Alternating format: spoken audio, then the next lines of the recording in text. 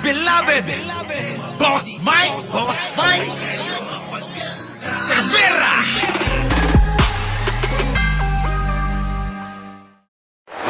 First Lady, ikumpara nyo kay Sara. Ikumpara nyo kay Sara, ha? Continue to bring government services closer to the people. Nais ko lang pasalamatan ang mga government officials, private sector partners, healthcare workers, at higit sa lahat, maraming salamat. Maraming pagsalamat. Thank you for giving us a chance. Buti pa si First Lady, ano? Abay, natulong. To be of service to you. Batuhin man ng samot-saring akusasyon. Makinig kayo, ha? Makinig kayo. Eto na, ang susunod na Pangulo. Total naman, wala na tayong mapili, eh. Di ba? Sige na, eto na, pasok. Tuloy pa rin sa pag-arangkada. Unang ginang Lisa Marcos na mahagi ng 83 mobile clinics. Nakita nyo? Buti pa, naghahanap na naman kayo ng nagawa. Eto, yung First Lady na tinatawag ninyo kung ano-ano. Eto na, namahagi, napakarami, 80 na mahigit, mobile, clinic. Naku, Diyos ko po. Mahabagin.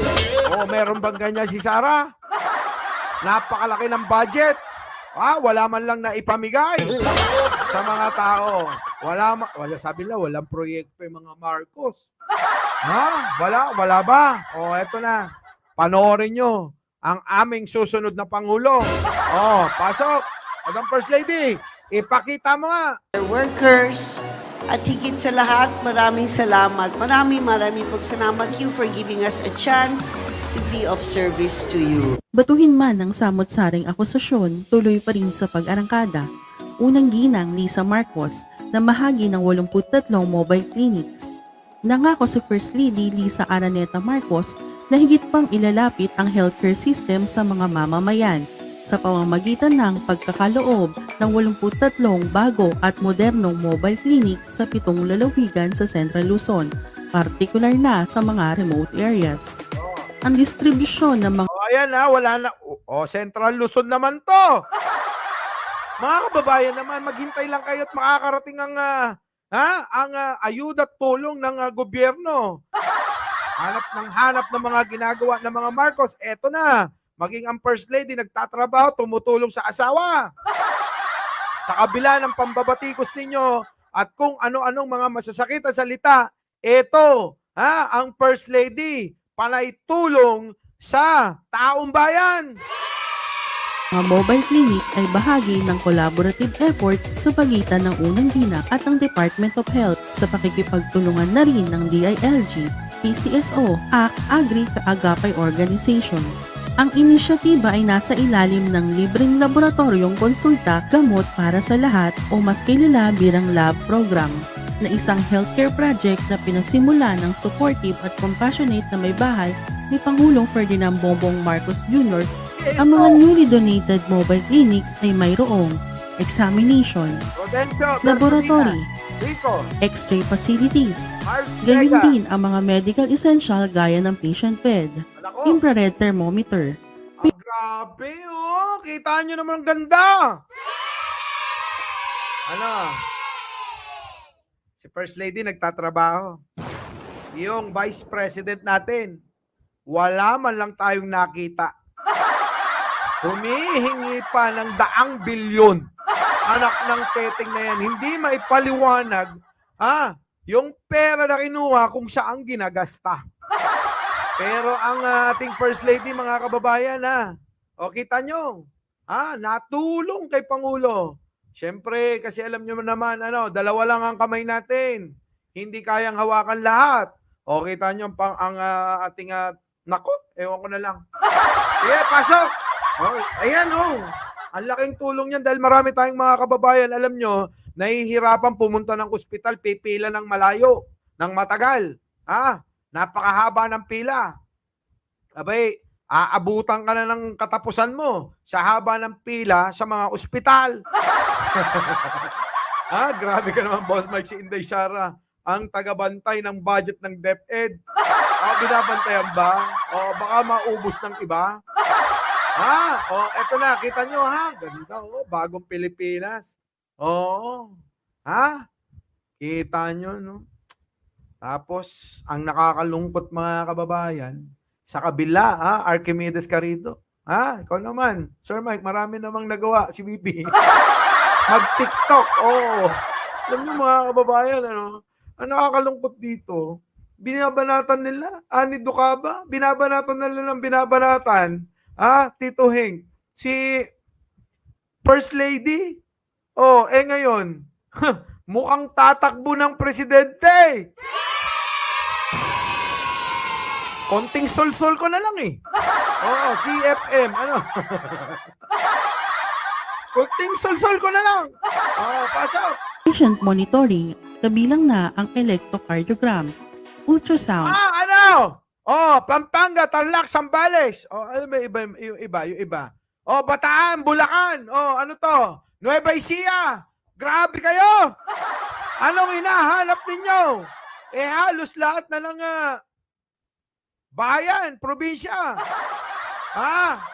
Kita nyo naman. Nako, grabe. Sige, tuloy. ang electrocardiogram, ultrasound, cholesterol monitoring at maging ang blood hematology tools. Binigyang diin din ng unang ginang ang kahalagahan ng pagkakaroon ng accessible healthcare para sa mga Pilipino. Alinsunod sa bisyon na ito, ang mga mobile clinics ay may mahalagang papel sa pagkakaloob ng preventive health services direkta sa mga komunidad. Samantala, sinabi naman ni AC Agri Kaagapay Founder President, ang inisyatiba ay alinsunod sa commitment ni Pangulong Ferdinand Bongbong Marcos Jr. na magkaloob ng mahalagang serbisyo at gabayan ang kalusugan ng mga mamamayang Pilipino. Ang mga klinika ay magpapasilidad ng regular na health screening upang matukoy ng maaga ang karamdaman ng mga pasyente para sa agarang interbisyon dito mapahusay pa ang kalidad ng buhay ng mga Pilipino. Naiinggit ba sila?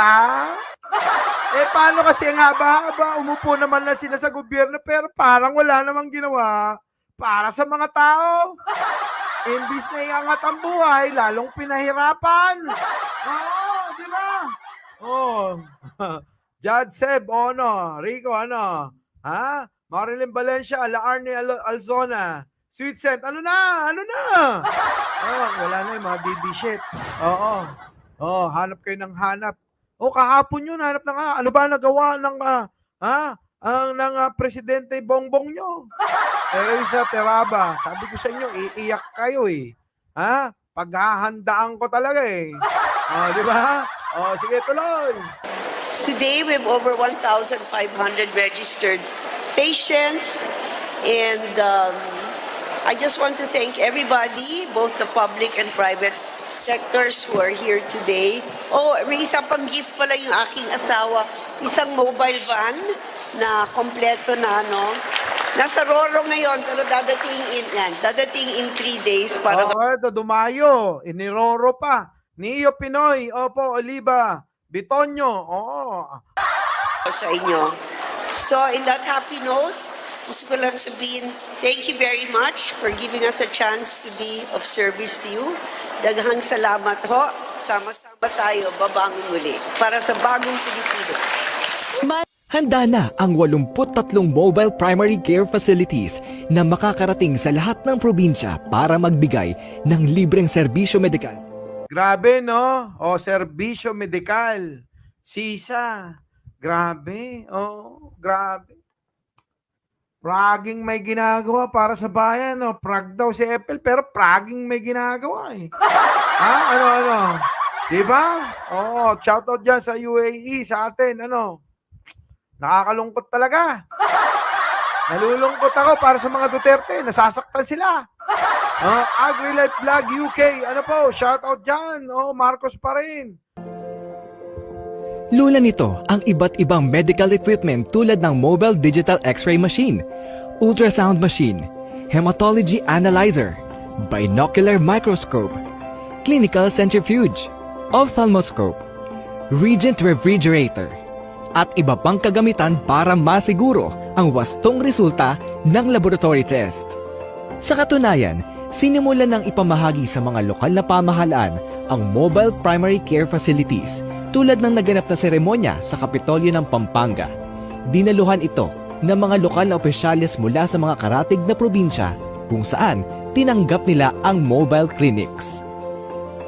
Bukod sa pamamahagi ng pasilidad, sinisiguro ng pamahalaan na handa rin ang local health officials sa pagpapatakbo ng medical equipment nito. Sa lalawigan pa rin ng Pampanga, sumailalim ng regional training and orientation ang Provincial Health Office. Oh, yun na nga, Ate Rosie. Pinaalala mo na naman yan. Oo, malaki ang nagawa. Nando sa likod ng bahay. Golf course, ano pa? Nando doon lahat, yung mga kinurakot. Awan man ita ni Mark Ramos Lakay, awan. Di ba? Sige, tuloy natin. Officers para sanayin sila sa operasyon ng Mobile Primary Care Facility.